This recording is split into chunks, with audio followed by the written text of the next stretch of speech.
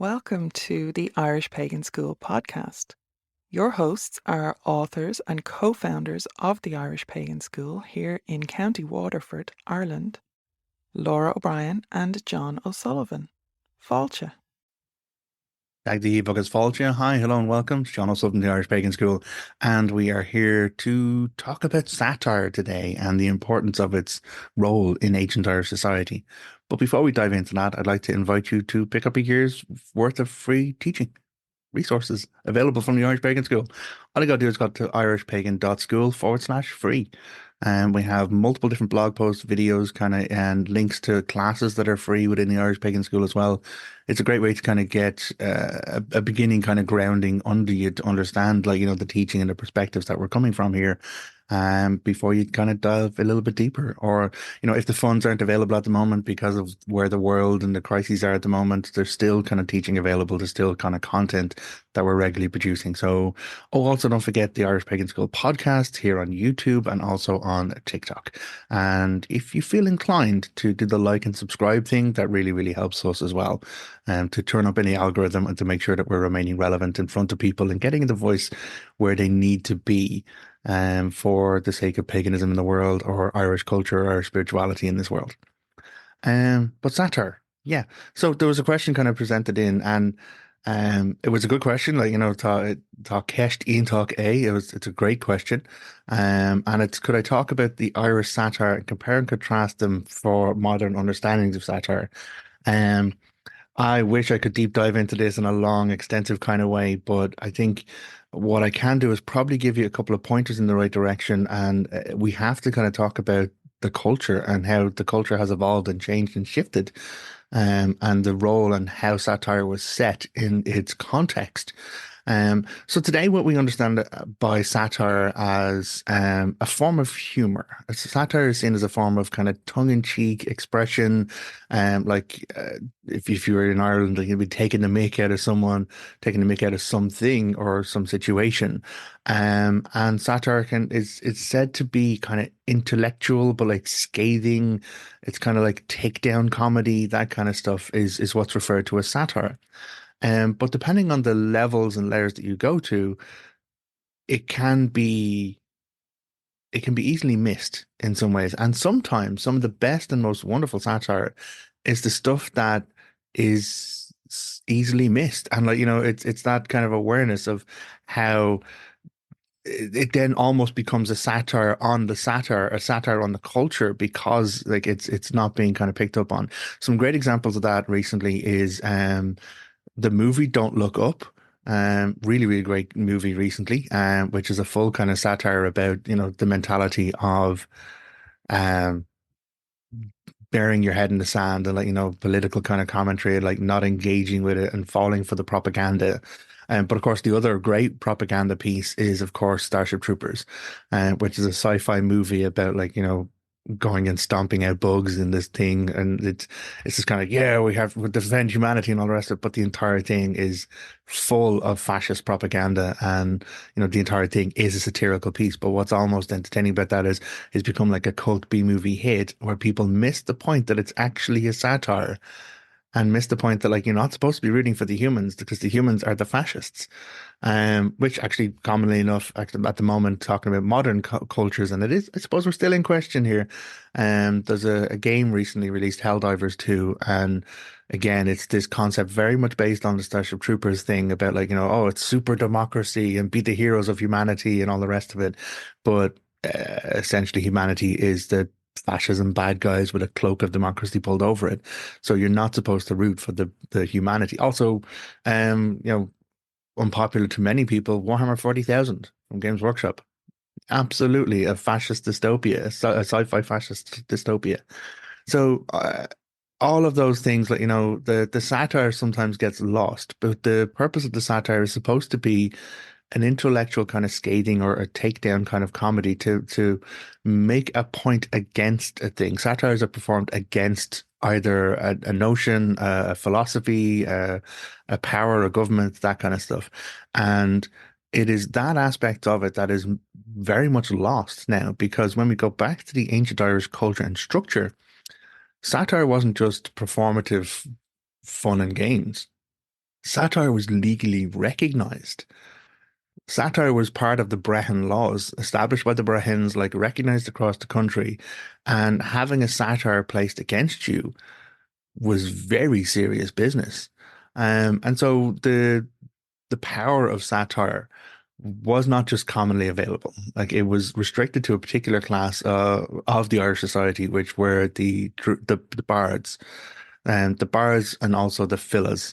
And filla being like a top level of bard, like the best of the best being fillas. And then of course there's the singular Olav na hÉireann, the chief poet or philosopher or professor really of Ireland. But satire was very much a power that was available to keep power in check, to keep abuses of power in check. And so you may have an individual like say a chieftain or anything like that at all, and they have kind of ultimate power in in their tribe. They are the be all, the end all. They're the ones who give the judgment. They're the one, well, with the Brehons are the ones who provide the context for the judgment, but power sits very squarely with these upper echelons of society. So how is there any check to that? How is there any kind of counterpoint or counterbalance to that? And that's where the roles of the bards came in, because regardless of someone's situation or status, because our ancient Irish society was very regulated. There was very clear like statuses and cultural statuses, and the status you're kind of born into is generally the one that you live in and die in, and your children will live in and die in, foregoing some vast heroic feat or some significant change in wealth. Now the the purpose of satire still kind of sits around that to provide those kind of counterpoints. So if someone is abusing their power or not providing right hospitality, if someone is in some way violating the laws of Ireland, a bard could perform a legal satire against them. And it was legally recognized as satire because it's mentioned in the books of laws that first things first, the bard would have to notify the person of their indiscretion. They would then have to give the person a period of time to make right or to make restitution for the harm or the damage that was done, and warn them that the consequence would be a satire placed against them. Then once that time elapsed, if the restitution has not been made, the bard was free to perform the satire. And the satire would then be a scathing indictment of that individual based on, whatever the indiscretion was. Now, of course, where we are now, that might be where the story ends. But in the ancient Irish culture, things got a lot further because um, given the recognized status of satire as part of the Irish culture, it could lead to someone's loss of status. They could lose their position as a chieftain. Chieftains could be taken down by having a legal satire placed against them. They're no longer fit to rule. They're no longer fit to, like, lead the people in that area.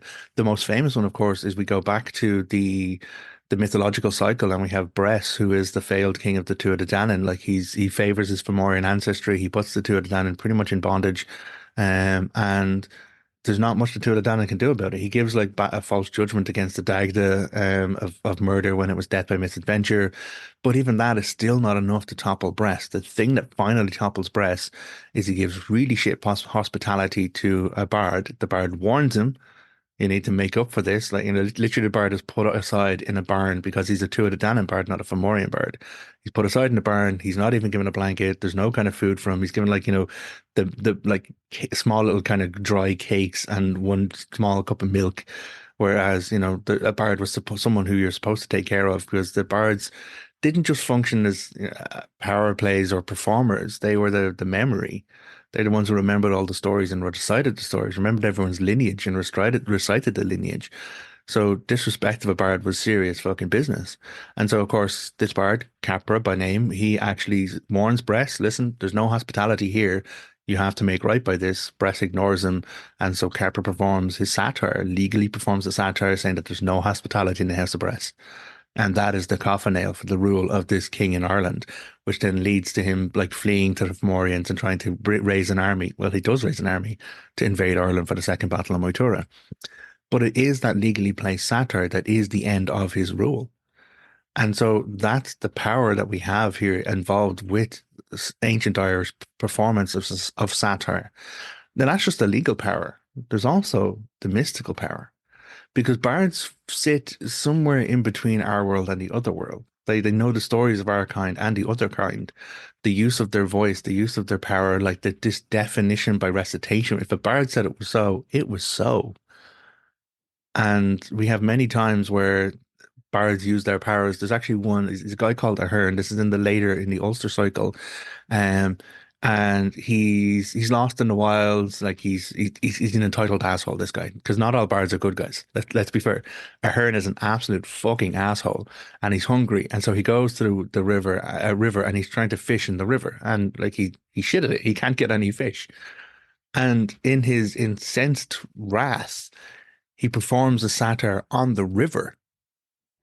And his power of his voice is such that the river is incensed by the satire placed against it, and the river floods. The river floods, leaps out of its bank, and tries to trace Ahern away. And he flees to high ground, and he's there like, oh fuck, what have I done?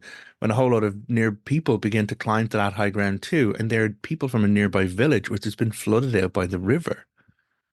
And like they're like, oh no, it's terrible. The river has suddenly flooded, and Ahern, being sharp as fuck, he's like, oh well, maybe I can take care of this. I'm a famous bard and poet.